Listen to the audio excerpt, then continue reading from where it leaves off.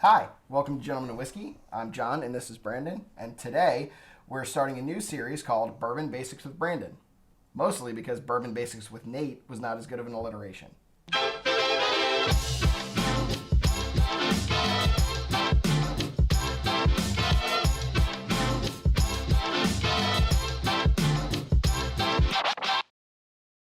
So today, Brandon, what bourbon basic are we talking about?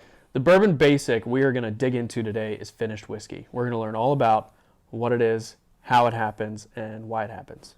Okay, so what is finished whiskey? Finished whiskey is whiskey, and whiskey being that umbrella term for Scotch, bourbon, American whiskey, rye whiskey, Irish whiskey, anything that falls under that whiskey umbrella that has been aged, and then instead of being bottled when it's taken out of whatever it was aged in, it's actually put into something else to finish it, and that finishing will add something different to the flavor profile, to the nose, maybe to what it is bringing to the table. Okay, so why do we do that finishing process? Yeah, so the finishing process, the reason for that is to enhance that flavor profile or maybe set it apart. So if you're a small craft distillery or something like that, and you're sourcing your distillate or your whiskey from Heaven Hill, Bardstown, MGP, some of these bigger distilleries, you want to make it different, right? So you want to make it unique.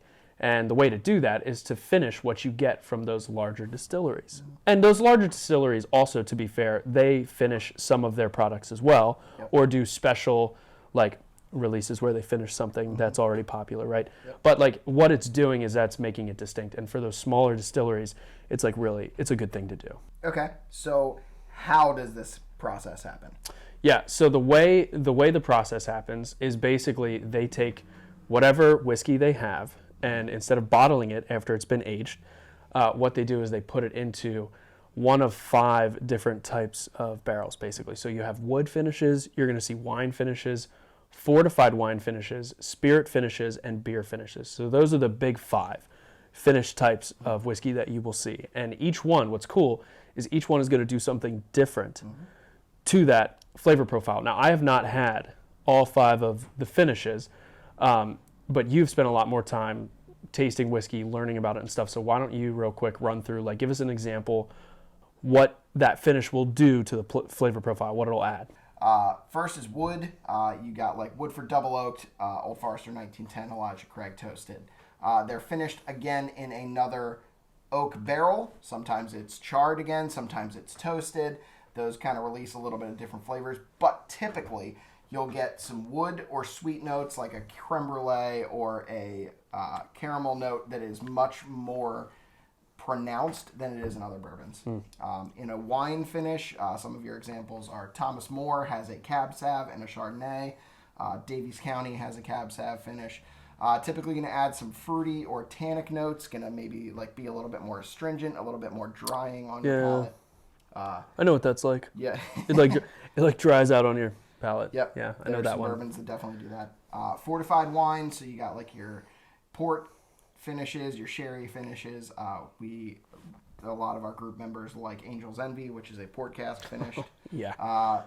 We've done a Glenlivet Nadura tasting with our Gentlemen of Whiskey tasting group that was finished in Oloroso sherry casks. Typically adds some sweetness, some fruity notes, maybe a little bit of bitterness on the back end. Gives it definitely some winey notes. Your spirit finishes, popular ones are like cognac, rum, brandy.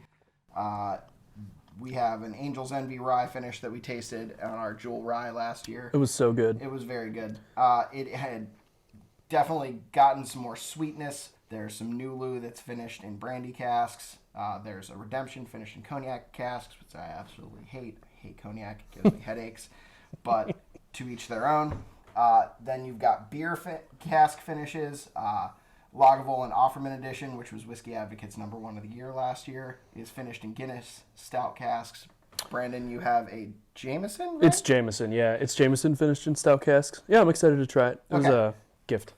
Yep. So typically they add some richer, more grain-forward notes, like tastes like beer.